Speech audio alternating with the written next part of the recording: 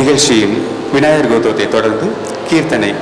கீர்த்தனை என்ற சொல்லுக்கு அடிப்படை கீர்த்தியை பாடுதல், அதாவது புகழ் பாடுதல் அல்லது பெருமையை கூறுவதாகும். கீர்த்தனையின் பாடுபொருள் இறைவன் மற்றும் இறைவியை புகழ்வதாகவோ அவர்களிடம் மன்னிப்பு வேண்டுவதாகவோ பக்தி நிரம்பியதாக இருக்கும். இறைவனின் லீலைகள், புராண இதிகாச அமைப்புகள் ஆகியவற்றை முத்திரைகளாலும் முகபாவத்திலும் பாத அசைவுகளாலும் வெளிப்படுத்தும் வகையில் ஆடல் அமைந்துள்ளது. நகை, அச்சம், வீரம் போன்ற ரசங்களை வெளிப்படுத்தும் வகையிலும் அமைந்துள்ளது கீர்த்தனை. இன்று பொன்னம்பலத்தில் ஆடல் புரிகின்ற அந்த தில்லை சிதம்பரநாதனின் ஆனந்த நடனத்தை விவரிக்கும் கீர்த்தனையாக கேதார கௌளி ராகத்தில் அமைந்த ஆதி தாளத்தில் பாமநாசம் சிவனால் இயற்றப்பட்ட ஆனந்த நடமிடும் பாதம் என்ற கீர்த்தனை தற்பொழுது அரங்கேற இருக்கிறது.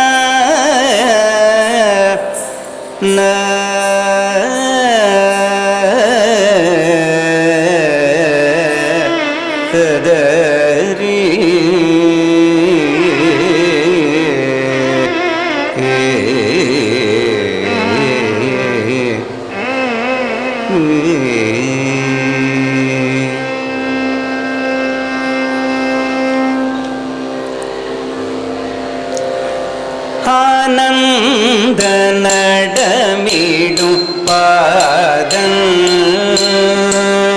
பொன்னம்பல வாணதிதம்பர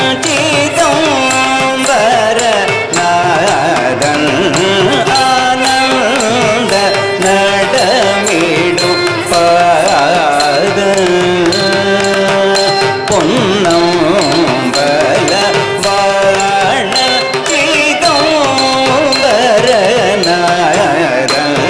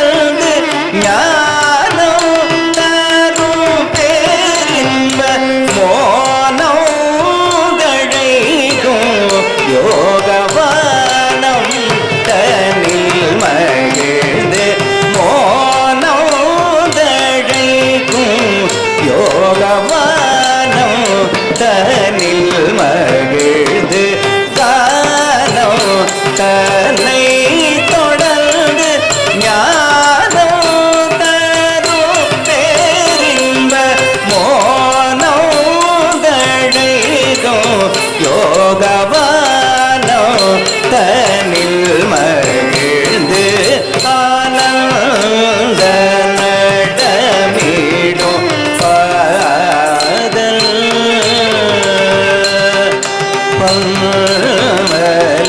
பல்லவான சிதம்பர நாதன் ஆனந்த நடமிடும் பாதன்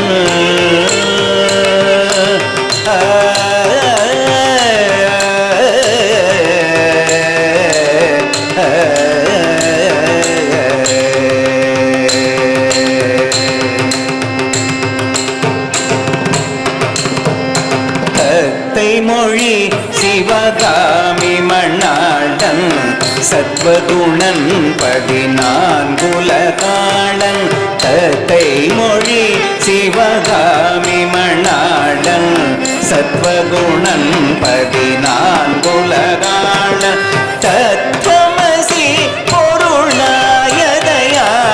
சதா நிஜ அன்பர் வணங்கும் தயாளன் தத்துவமசி பொருளாயதயாள